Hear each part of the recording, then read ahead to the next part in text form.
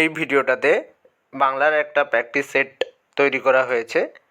এই প্র্যাকটিস সেটটা 22 থেকে 25 মিনিটের ভেতরে কমপ্লিট করতে হবে। কারণ কি, একটা পোর্শন যদি 22 থেকে 25 মিনিটের ভেতরে কমপ্লিট না হয়, সেক্ষেত্রে 1 ঘন্টার ভিতরে 6টা প্রশ্ন লেখা একটু চাপের ব্যাপার হয়ে যাবে। তো ফার্স্ট কোশ্চেনটা হচ্ছে মেডিকেল ক্যাম্প নিয়ে একটা প্রতিবেদন, যেটা এর আগের একটা ভিডিওতে আলোচনা করা আছে যে কী কী পয়েন্ট ইনক্লুড করতে হবে, কীভাবে লিখতে হবে, সেটা এখানে প্রথম কোশ্চেন হিসেবে আছে। দ্বিতীয় কোশ্চেন হিসেবে আছে E2B, মানে ইংলিশ থেকে বাংলাতে লিখতে হবে। এই প্যারাটা পড়ে বুঝে তারপরে বাংলায় নিজের মতো করে সুন্দর সুন্দর সেন্টেন্স দিয়ে করতে হবে।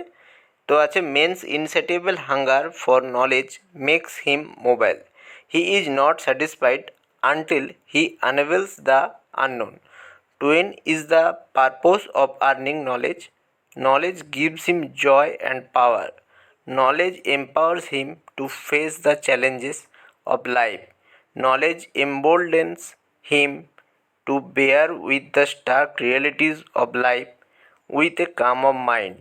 It also gives him immensely power by dint of which he masters the earth. Let us hope that knowledge will empower us to promote our peace and prosperity in life.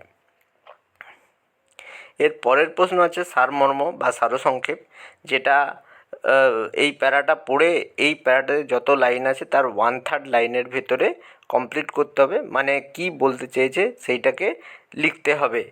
তো যেটা লেখা আছে দেখো, একটা বরফের পিণ্ড ও ঝর্ণার মধ্যে তফাৎ কোনখানে?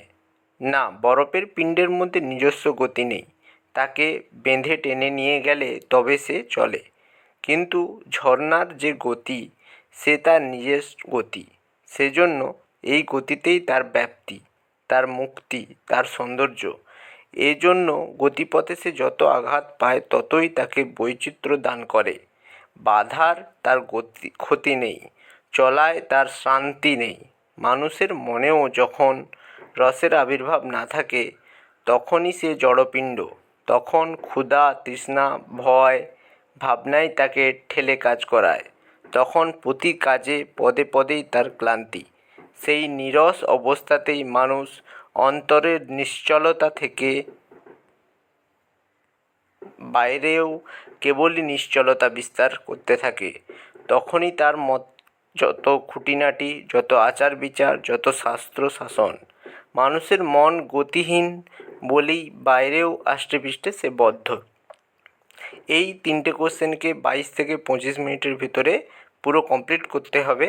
কারণ প্রথম থেকে যদি এইভাবে প্র্যাকটিস করা হয়, তবে গিয়েই পরীক্ষা হলে 1 ঘন্টায় 6টা প্রশ্ন, মানে বাংলায় 3টে এইরকম কোশ্চেন এবং ইংলিশের এরকম 3টে কোশ্চেন নামানো যাবে খুব সুন্দরভাবে।